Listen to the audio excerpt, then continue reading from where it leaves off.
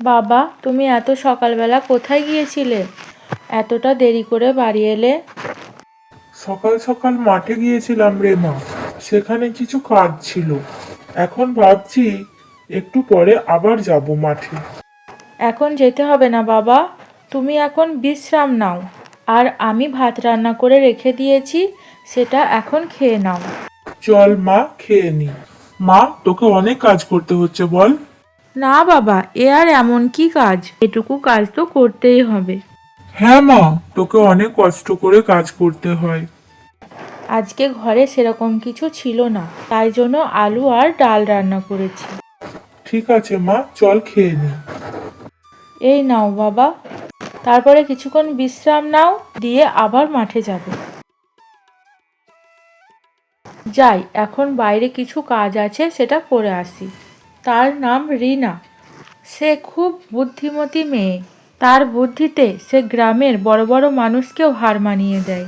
আমাদের জীবনে কঠিন বলে কিছুই নেই, শুধু ঠিক করে ভাবতে জানতে হয়। গ্রামের লোকেরা যখন সমস্যায় পড়ে, তখন তার কাছে ছুটে আসে সমস্যার সমাধান নিতে। রিনা, রিনা বাড়িতে আছো? হ্যাঁ বলো কাকা, কি হয়েছে? আমার সাথে একবার এসো। আমাদের গরুটার কিছু একটা হয়েছে। কি হয়েছে বুঝতে পারছি না। আজকে সারাদিন কিছু খাচ্ছে না। তুমি একটু দেখো তো, কি করলে ঠিক হয়ে যাবে। চলো কাকা, আমি তোমার সঙ্গে যাচ্ছি।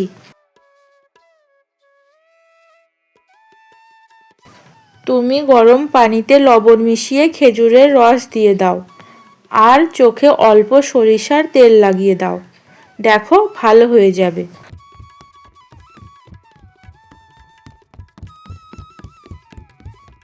রাজা মশাইয়ের জরুরি বার্তা, সবাই জমায়েত হন।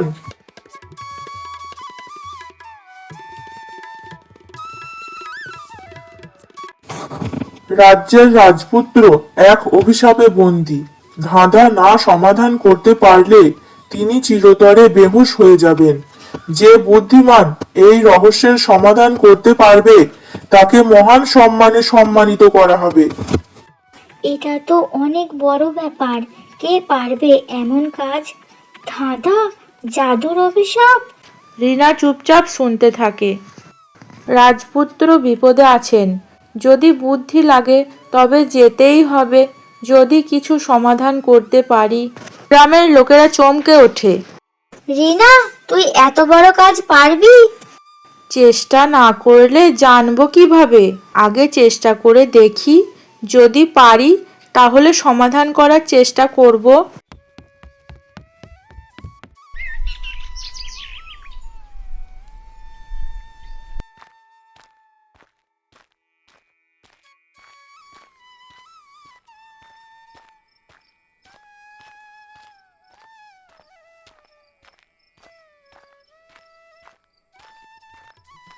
রিনা হাঁটতে হাঁটতে পৌঁছে গেল রাজ্যের রাজবাড়ির বড় ফটকের সামনে। তুমি কে? তুমি এখানে কেন এসেছো? আমি রিনা, আমি ধাঁধার সমাধান করতে এসেছি। মা, তুমি তো বাচ্চা মেয়ে। তুমি কি সত্যিই পারবে? জানি না, তবে চেষ্টা করব। হা হা হা, আমি তোমাকে কয়েকটা ধাঁধা বলবো, সেই ধাঁধার উত্তর তোমাকে দিতে হবে। হ্যাঁ বলো, আমি উত্তর দেওয়ার চেষ্টা করব। তবে শোনো, প্রথম ধাঁধা। যার চোখ নেই, পা নেই, হাত নেই, কিন্তু আলো দেখলে জন্ম নেয়, অন্ধকার এলে মরে যায়, সে কি? এ তো সহজ, সেটা হলো ছায়া।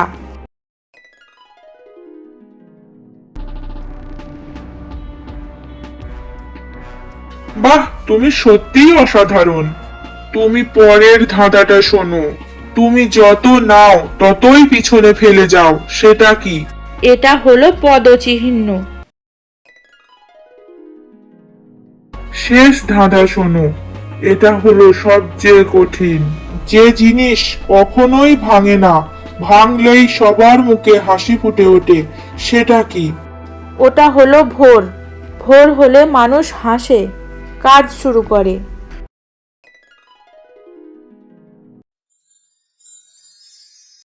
তুমি তুমি কে? তুমি আমাকে মুক্ত করলে? হ্যাঁ, আমি রিনা।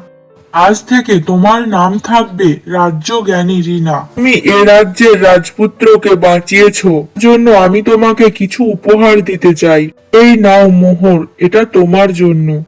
তুমি এটা নিয়ে যাও। আমি অনেক খুশি হয়েছি। গ্রামের ছোট মেয়ে রাজ্যের বড় নায়িকা।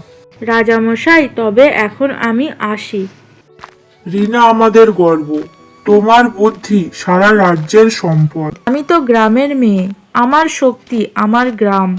বাবা, আমি চলে এসেছি। এই নাও বাবা, রাজামশাই মোহর দিয়েছেন। হ্যাঁ মা, আমি তোর জন্য অপেক্ষা করছিলাম। তুই ফিরে এসেছিস, আমার খুব ভালো লাগছে। আমি অনেক খুশি হয়েছি। সবাই তোর জন্য জয় জয়কার করছে। ভিডিওটা যদি ভালো লাগে একটা লাইক করে দাও, চ্যানেলটা সাবস্ক্রাইব করে আমার পাশে থেকো, বন্ধুদেরকে শেয়ার করতে ভুলো না।